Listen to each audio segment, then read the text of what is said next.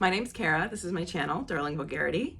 Today's video is going to be a little bit different than most of my videos. Today we're going to talk about personal style. What it is, what it isn't, and why, if you're anything like me, you've probably been overthinking the entire thing. At the end of the video, I will put a few outfits together, incorporating some popular trends this spring, but of course I'll have my own personal spin on it.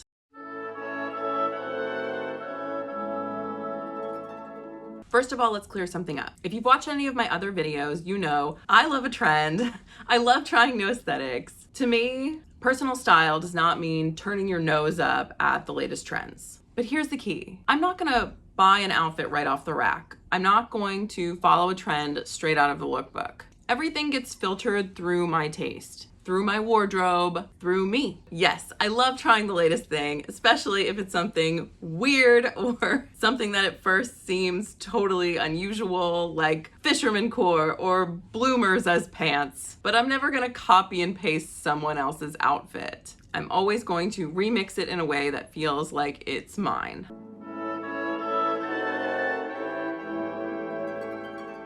That being said, part of having your own personal style is knowing when to say no. Not every trend is going to work for every person, and that's not bad. That's just reality and individuality. For example, butter yellow is huge this spring, and I think it's a very beautiful, bright, happy color. You will never, never see me wear it. I hate the way I look in yellow. It is just not my color, and that is okay. I accept that. You are allowed to pass on trends that don't feel good to you, no matter how popular they are.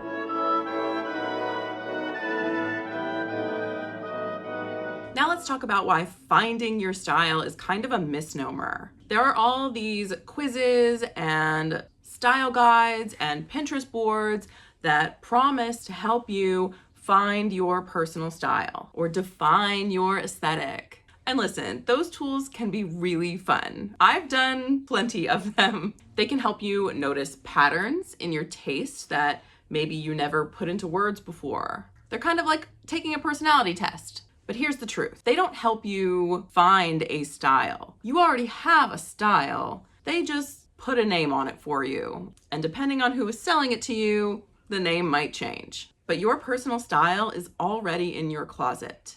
You've always had the power. It's the way you wear things. It's the combinations you put together. It's the reason I can put a goth outfit together and you can put a goth outfit together, and they're not gonna be the same outfit ever in a million years. Your personal style is your je ne sais quoi. It doesn't need to be named. You can name it if you want, but it's already there.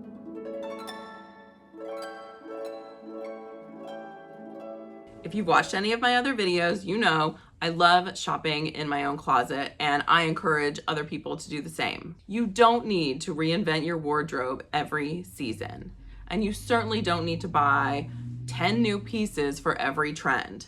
With most trends and aesthetics, you can build a look based on things you already own. Your closet is a style lab. It is where you can experiment. It's where you can mix and match. It's where you can make something trendy feel like you. So when you see a trend that you love, before you go out and buy anything, do a deep dive into your closet first. You probably already have at least the building blocks for this look. You just need to look at those same pieces through fresh eyes. Okay, so now we've had our little style TED Talk. Let's put it into practice.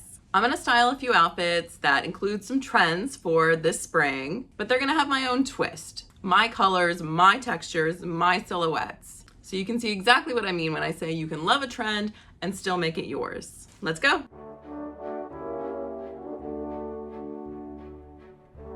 This first outfit I have on incorporates a couple of different trends I'm seeing right now. One of them is obviously florals, and vintage florals in particular. Florals for spring, groundbreaking, right? But another thing I'm seeing this spring is this sort of trend towards nostalgia. I'm a really big fan of the brand Chloe, and while I can't afford anything by Chloe, I definitely take a lot of inspiration from their runway shows. Their spring summer runway show included a lot of very nostalgic elements. They had the vintage florals. They also had these sort of puffy sleeved 80s jackets like this one. They had jelly sandals and ballerina flats on their feet and lots of seashell accessories. And it kind of reminded me of all of those things I had when I was a little girl. So that's the energy I'm bringing into this outfit right now. The dress is an old one by Selkie. It's sort of like this little polyester nightgown. And the material especially just reminded me of those old, very girly nightgowns you had when you were a kid. I've paired it with the 80s style puffy sleeve jacket. I'm wearing ballerina flats with it. And for my necklaces, I have on a gold heart locket, which I feel like is something every little girl in the 80s and 90s had. The other one is a padlock. This is a personal style twist because it is a direct homage to my teenage years when I was a little punk rocker and I had padlocks for necklaces. So the question I would put to you, dear friend, is what vintage florals do you already have in your closet? And what pieces make you feel nostalgic for that freedom of being a little kid and not really worrying what anyone else thought of what you had on?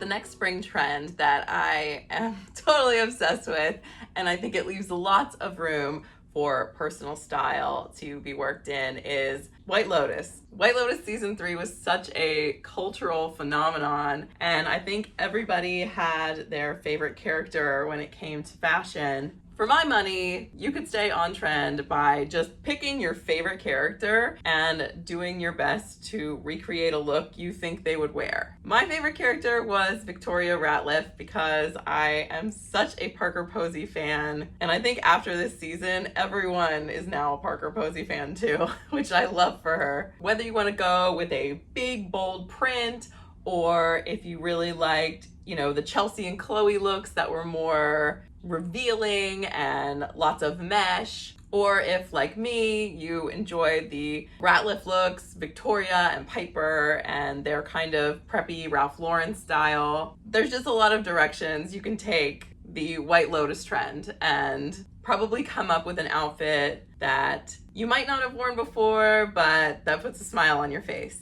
So I have this midi spaghetti strap dress. You can see when I get close up that it's actually this sort of jungle tropical print, which feels very on brand for a White Lotus look. The rest of the outfit is J. Crew that I got secondhand. The cardigan, the bracelet, the necklace, the ballet flats. The dress is very easy to wear. It's a linen blend. It's really lightweight. It's perfect for spring and for just layering a light cardigan over top. It feels very preppy, so I feel very put together in this one. I would probably accessorize it with my big basket bag. I don't know what's in here, but it's a lot of jangling around right now. And if you really wanted to ham it up, you could add a wide-brimmed sun hat. So, who was your favorite White Lotus character, and what clothes do you have in your closet that you think they would have worn?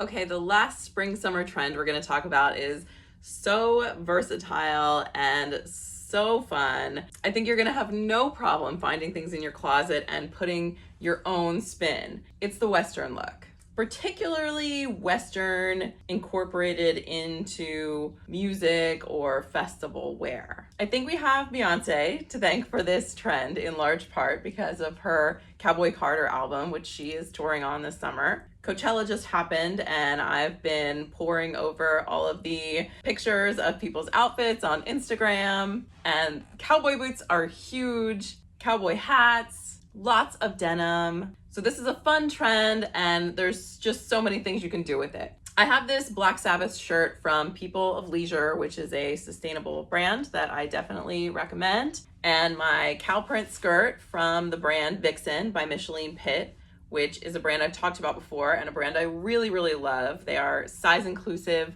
They are women owned. Check them out if you don't know them already. I actually bought this skirt because it looked like the skirt that Patricia Arquette wears in True Romance. Fun fact about me, I'm a total nerd. I just threw on some hoop earrings and I have my vintage Acme cowboy boots. The Western trend is just such a fun one to play around with.